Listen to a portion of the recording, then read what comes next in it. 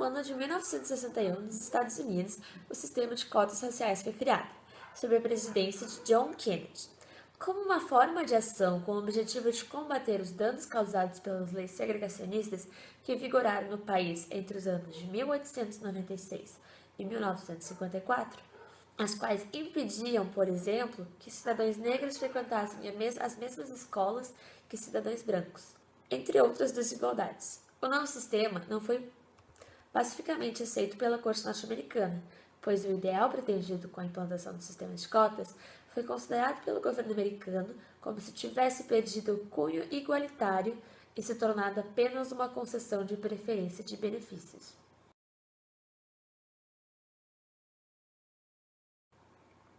No Brasil, devido à desigualdade e ao racismo, também foi implantada a lei de cotas, e em 2004 a UNB, Universidade de Brasília, foi a primeira a implantá-la. A lei de cotas, sancionada em agosto de 2012, garante a reserva de 50% das matrículas por curso e turno nas 59 universidades federais e 38 institutos de educação, ciência e tecnologia a alunos oriundos integralmente do ensino médio público e cursos regulares ou de educação de jovens adultos. Os demais 50% das vagas permanecem para ampla concorrência. A lei poderia ser aplicada gradualmente, porém, em 2013, deveriam ser reservados pelo menos 12,5% do número de vagas ofertadas em 2012.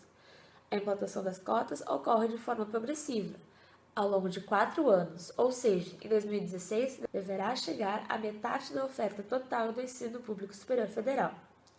Não existem apenas as cotas raciais, e as vagas reservadas às cotas serão subdivididas.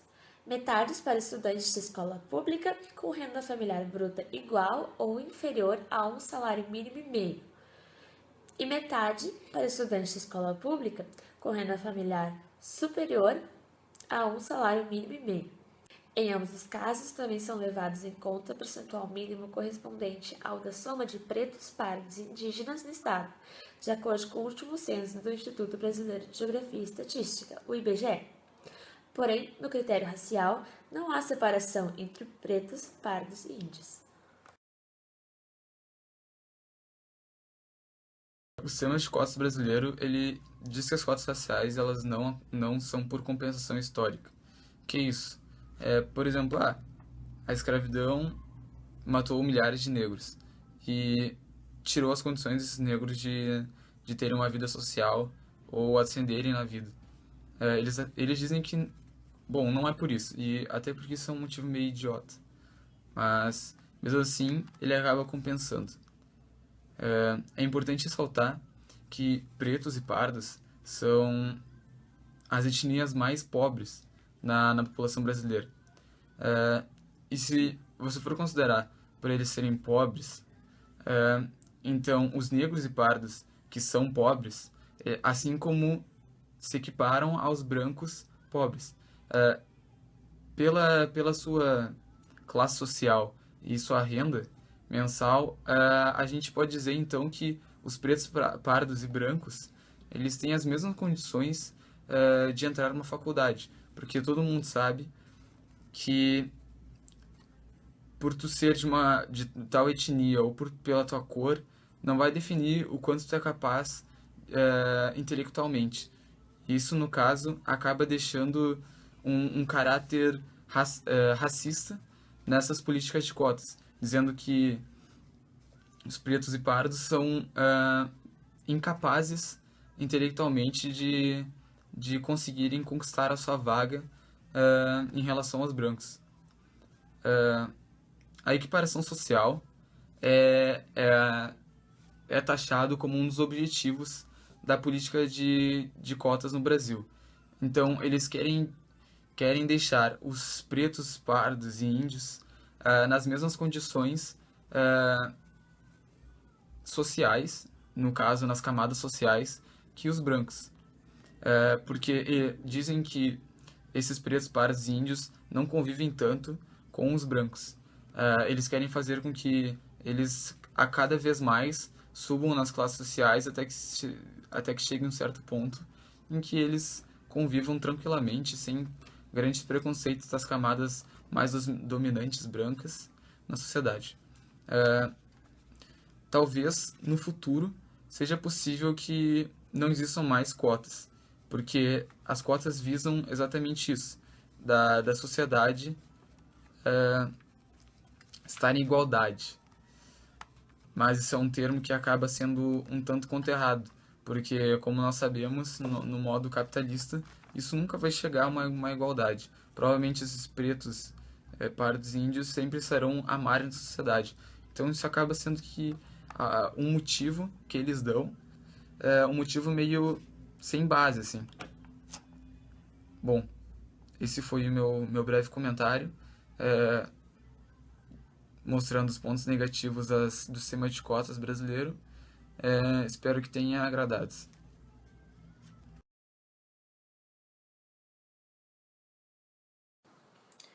Desde que as cotas entraram em vigor no Brasil através da aprovação da Lei de Cotas, formou-se um debate em toda a sociedade brasileira que já era travado há muito tempo pelo movimento negro. De um lado, a elite brasileira diz que a criação de vagas especiais para pessoas pardas e negras é reflexo de um Estado racista que acredita que negros são inferiores, menos capazes e menos inteligentes. Do outro lado, as mais representativas unidades do movimento negro nacional defendem não só a aplicação da lei de cotas, mas sua expansão progressiva nas universidades do país. Para fazermos tal análise, devemos voltar ao passado, na formação do Brasil, para que se esclareça a progressão histórica dos negros no país e para que, assim, percebamos a situação atual na qual estão submetidos milhões de negros e negras atualmente.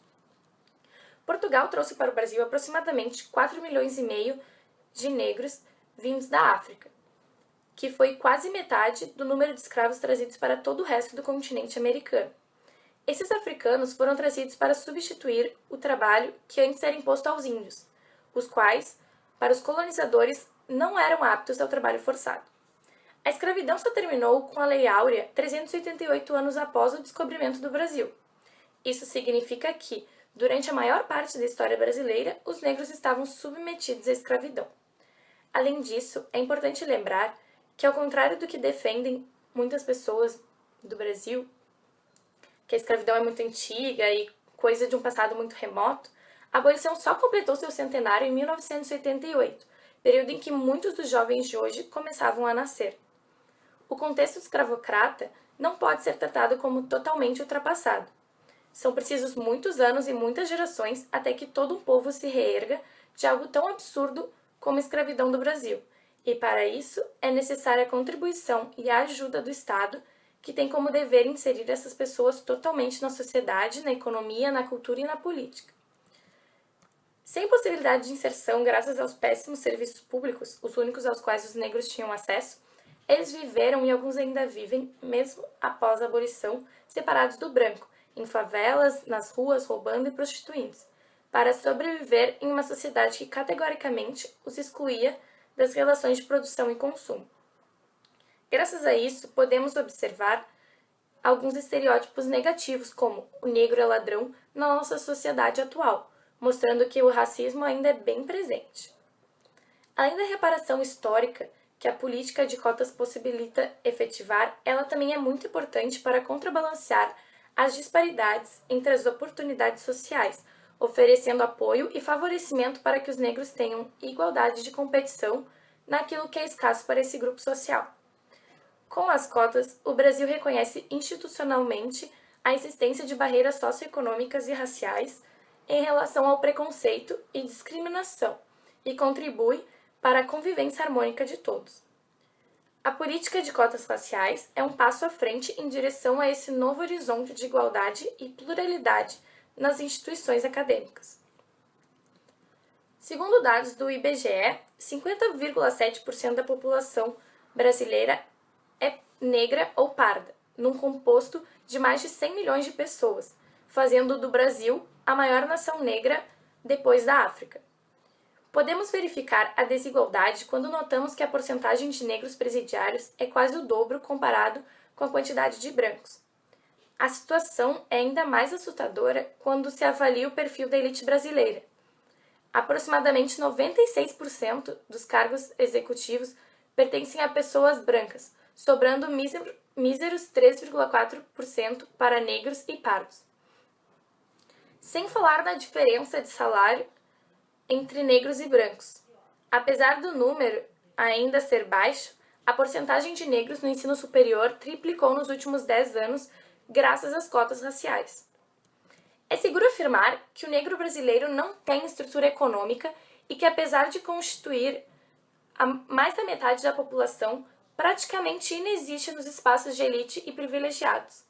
A partir dessa perspectiva é que se pode esclarecer o objetivo da reserva de vagas no ensino superior para estudantes negros, uma vez que o Estado brasileiro nunca se importou em inserir socialmente aqueles que até pouco tempo eram escravos, provendo e sustentando com suor e sangue por mais de 3 séculos as riquezas do país. Não se trata de um suposto coitadismo do Estado brasileiro com os negros, muito menos qualquer tentativa de estabelecer um racismo reverso tomando as vagas dos brancos.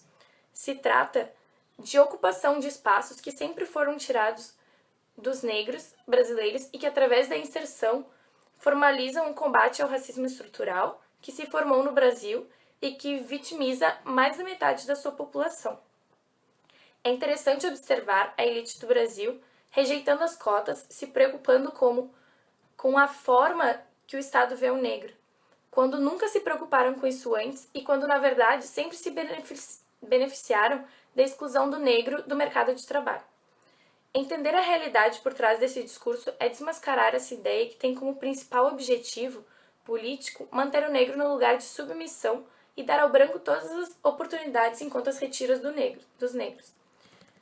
Defender a aplicação das cotas raciais não é sobre vitimismo, mas sim uma análise crua da realidade brasileira e um alinhamento que permita uma mudança que não virá só com as cotas raciais, mas sim com a aplicação incansável de diversas outras políticas que busquem ascender o negro no Brasil.